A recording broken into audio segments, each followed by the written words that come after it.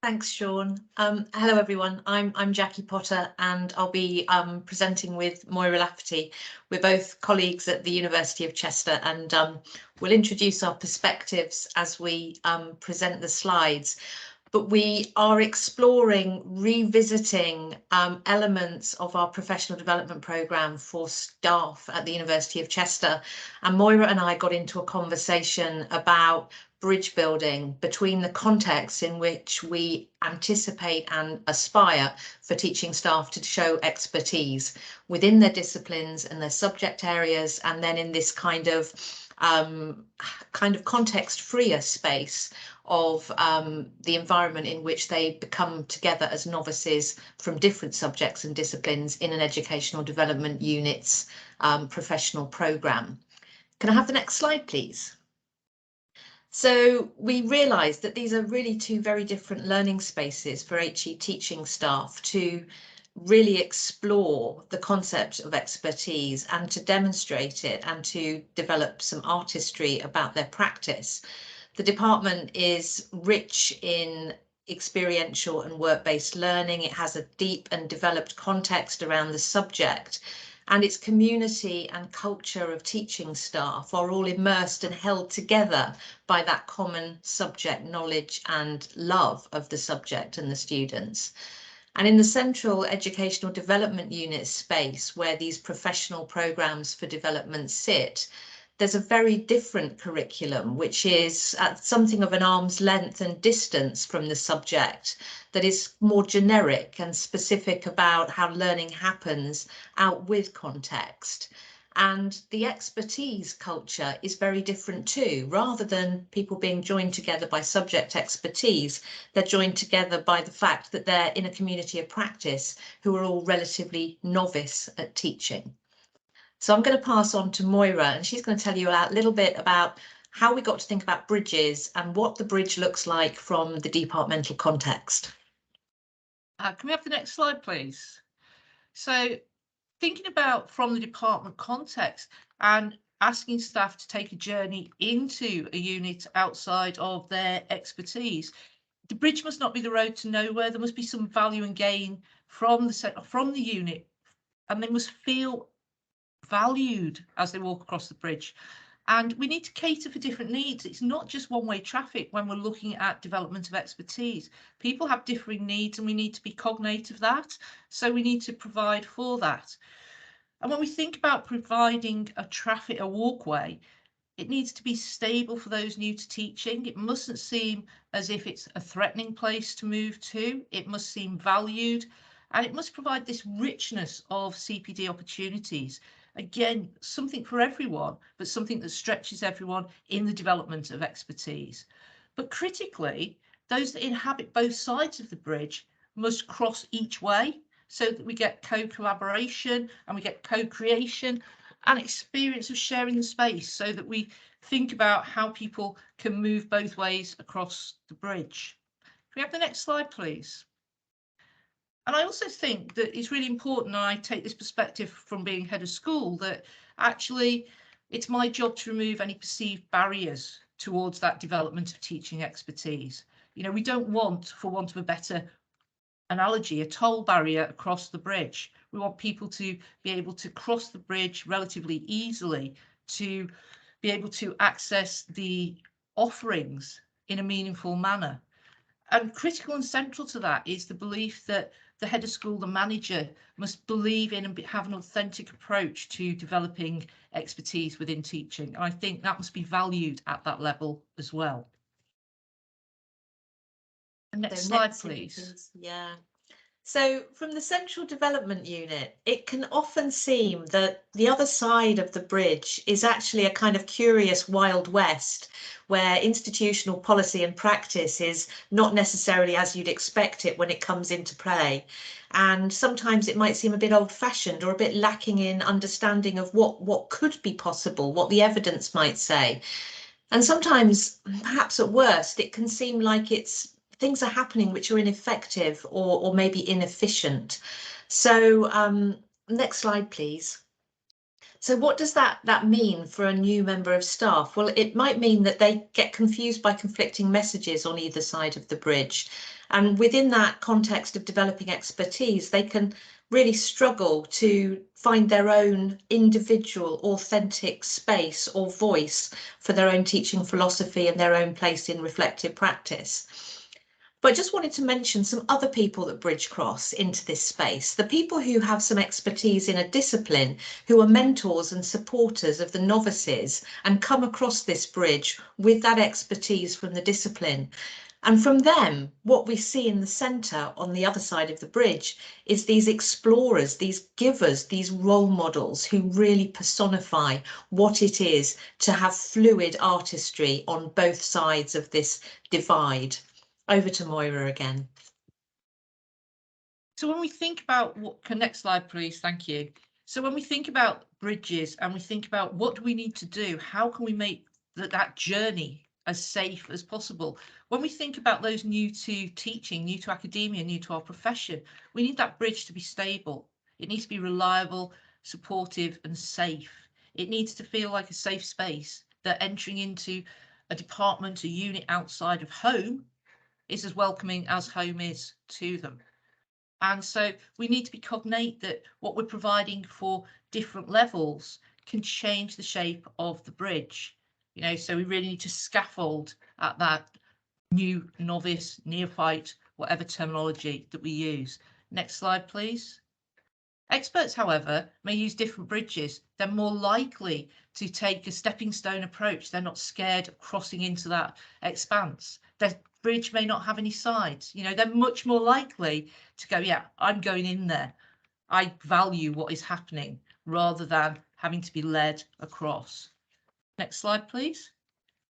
So we need to think about how do we make the bridge safe? And that brings us back to the notion of having that concrete evidence base, that it's valued, that the evidence is reliable, and we can demonstrate success. Next slide, please.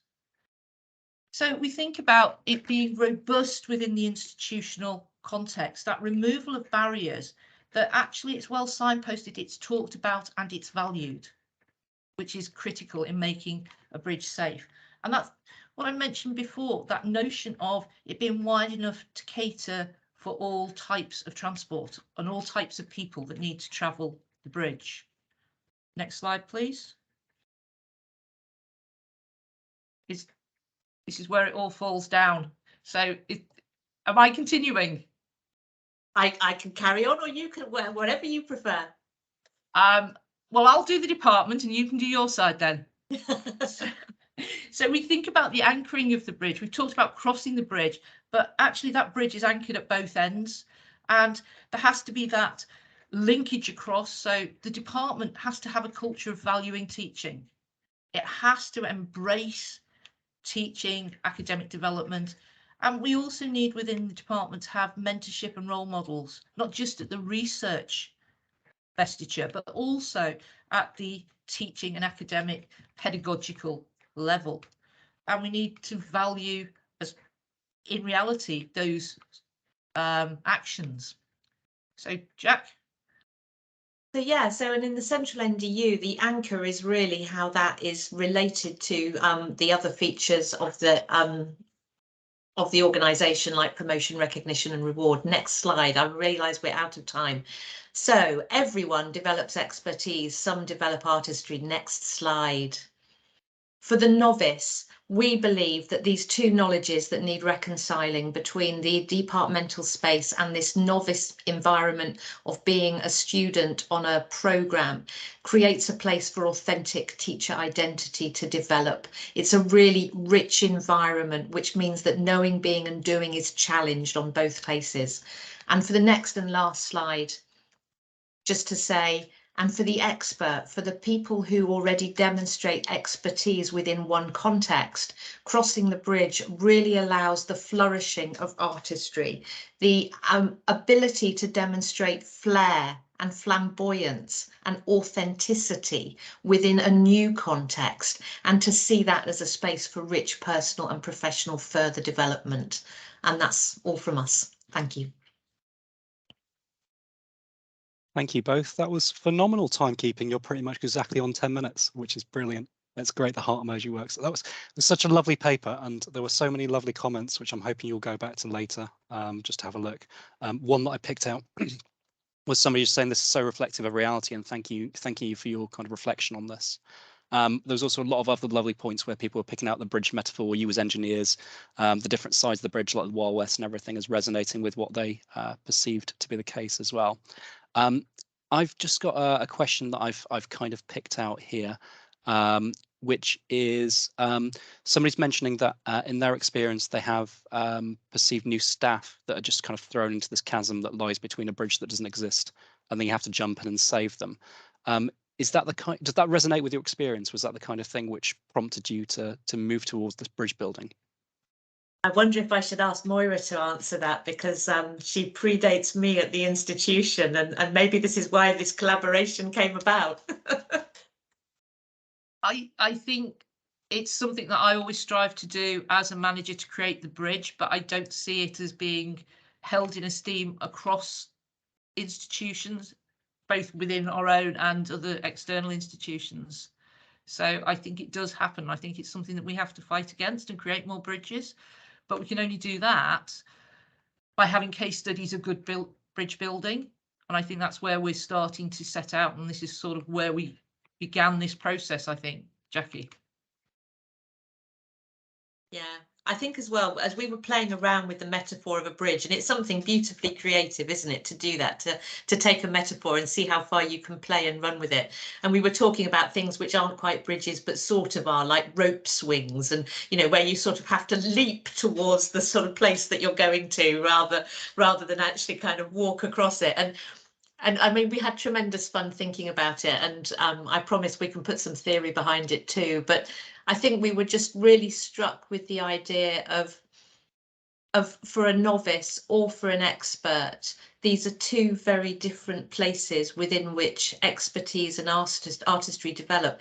And I'm struck by almost the irony of taking people outside of their discipline to learn about expertise.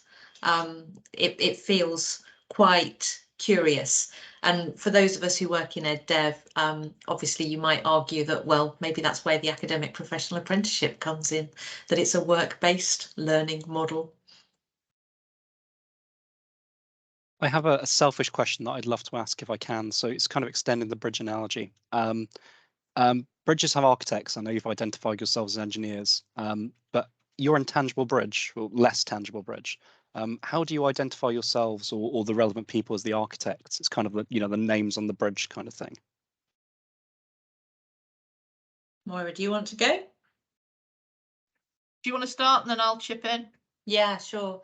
I think it's less about architects and more about almost like a human bridge of people carrying the weight of others and creating the relationship between what is the central curriculum, the expected way to develop expertise, and what is the lived experience of working with your colleagues and sharing and learning expertise from them in context.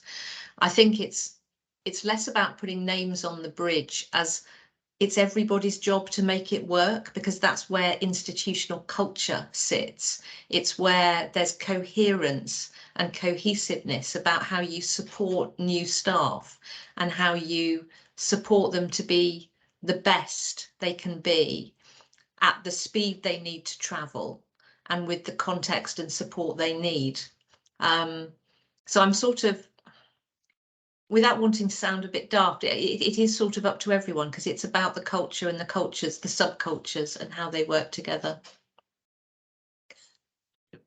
Which I guess really goes back to what I was talking about that value at the department level, and that we are valuing everything, not merely one focus. And that can be a difficult juggling act as well. That but I think that starts with the manager and is cascades down, so to speak. I'm just going to pick. Oh, sorry, Jackie, was I interrupting you? No, not at all. I was just going to pick on the question about poaching. And that's the one I was going to read. Could somebody's written in the chat, Monica has said, how do you stop poaching from one side to another?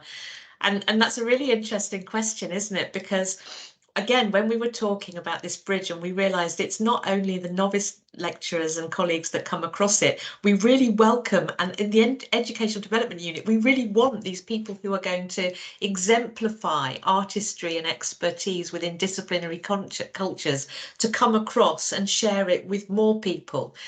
So we are sort of actively trying to poach them, but maybe that's the wrong metaphor. Maybe can we just talk about sharing them, and can we talk about sharing expertise? I just had one final request, actually, which was towards the end, you were talking about authentic practice for novices and experts, and I think that was where you had to rush through the last few slides. That was, I was just wondering if you could just say a few more words around that, just to give you a couple of more minutes to talk through that bit. Yeah, sure. I think one of the things that came across really strongly to us about expertise, or the difference between expertise and artistry, was I think this nature of artistry being very much more personal, very much more observable by others in some respects.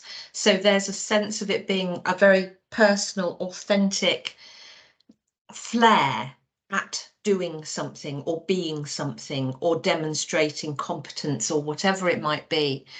And it becomes very much more evident to others. And I think we felt that artistry was something that our expert teachers were really competent at delivering and developing, but even they could be challenged by being out of their context of culture from the discipline.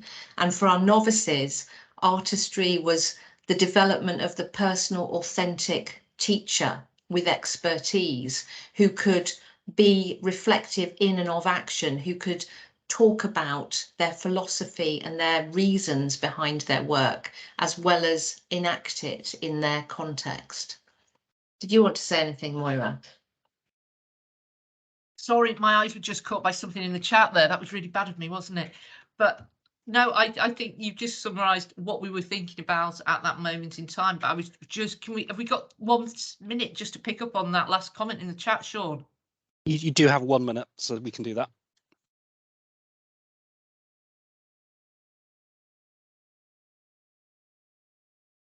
And I think that raises a really important question, and it all about the value and where value is placed and the messages. And one thing we probably haven't talked about is that both sides of the bridge, I'm going to throw another metaphor in there now because it's Friday afternoon, richly need to be singing the same song as well. That there actually needs to be that symbiotic relationship there between both sides of the bridge as well, you know. And I think institutionally there needs to be the value on the teaching and on this development of expertise, and thus